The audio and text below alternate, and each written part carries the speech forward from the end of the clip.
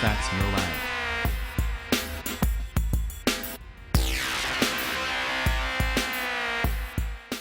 तो हेलो दोस्तों, स्वागत है आपका हमारे यूट्यूब चैनल फैक्ट्स नॉलेज में। तो दोस्तों आज की वीडियो में हम बात करने वाले हैं एनाबेल डॉल के बारे में।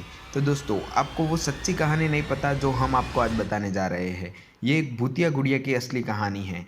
आपने आज से पहले जो भी भूतिया गुड़िया की कहानी सुनी होगी वे सभी असली नहीं होगी, लेकिन जिस गुड़िया के बारे में आज हम आपको बताने जा रहे हैं वो आज भी इस दुनिया में मौजूद है। इस गुड़िया को कोई भी अपने घर में रखना नहीं चाहता। इसकी वजह जानकर लोगों की रूह कांप उठती है। आपने किसी हॉलीवुड हॉरर फिल्म में इसके बारे में देखा और सुना होगा। कहा जाता है कि इसकी कहानी कुछ और है। दरअसल इस गुड़िया को भूतिया इसलिए कहा जाता है क्योंकि माना जाता है कि ये गुड़िया जीवित है। फिल्म में एनाबेल क्रिएशन में इसके बारे में जो दिखाया गया है वो इस गुड़िया की सच्ची कहानी से थोड़ी अलग है। अमेरिकन लेखक जॉनी ग्रुएल ने सबसे पहले अपनी एक रचना में इसका जिक्र किया था, लेकिन सच ये है कि बेहद रहस्यमय ढंग से ये डॉल उनकी ज़िंदगी में आई थी। इसके बारे में जानकर आपको बेहद ताज्जुब होगा। दरअसल बात उस वक्त की है जब लेखक जॉनी ग्रुएल बच्चों के लिए एक किताब की रचना करने जा रहे थे। उन्होंने रेजडी अनसीरीज नामक एक किताब के साथ एनाबेल डॉल को मार्केट में लॉन्च किया। उनकी यह किताब लोगों के लिए बेहद रोचक विषय थी। जब जॉनी ग्रुएल अपने घर के बाहर टहल रहे थे तो उनको बैकयार्ड में यह डॉल मिली थी। जब उनकी बेटी मार्सेला पैदा हुई तो उस डॉल से वो हर वक्त खेलती रहती थी। जॉनी ने जब अपनी बेटी को डॉल के साथ खेलते हुए देखा तो उन्हें रेजडी अन स्टोरीज लिखने का आइडिया आया। पर दुख की बात तो यह थी कि 13 साल की उम्र में ही मार्सेल की मौत हो गई और उसकी मौत का कारण भी संक्रमित टीका बताया गया। मार्सेला की मौत के बाद जब रेजडी अन स्टोरीज को मार्केट में लाया गया तब उस डॉल का मॉडल भी बुक के कवर पेज पर छापा गया। ये मार्सेला को श्रद्धांजलि देने के कारण ही लॉन्च किया गया था।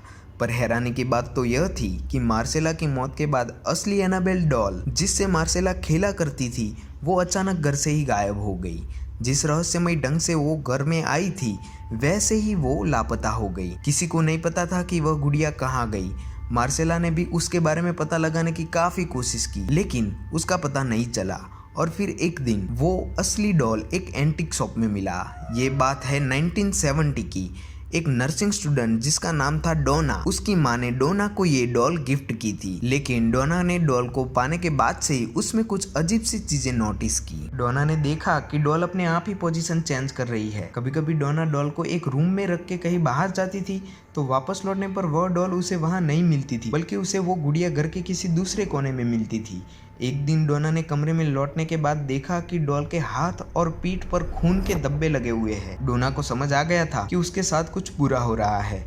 इसके बाद डोना ने फौरन पैरानॉर्मल एक्टिविटी एक्सपर्ट एड और लॉरिन को बुलाया। एड और लॉरिन ने जब पाया कि ये डॉल भूतिया है तब डोना और ज्यादा डर गई। उसने उस गुड़िया को वहां से ले जाने के लिए कहा। एड और लॉरिन उस वक्त गुड़िया को अपने साथ कार में आल्कट म्यूजियम में ले गए, लेकिन कार से जाते वक्त डॉल ने कुछ ऐसी हरकत शुरू कर दी जिसका अंदाजा उन दोनों को नहीं था।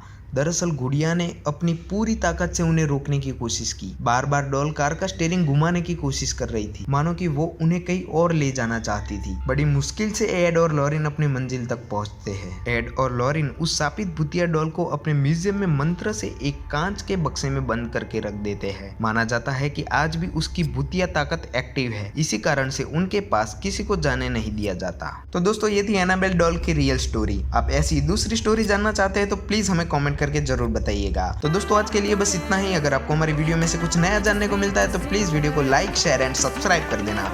मिलते हैं अगले वीडियो में। जय हिंद।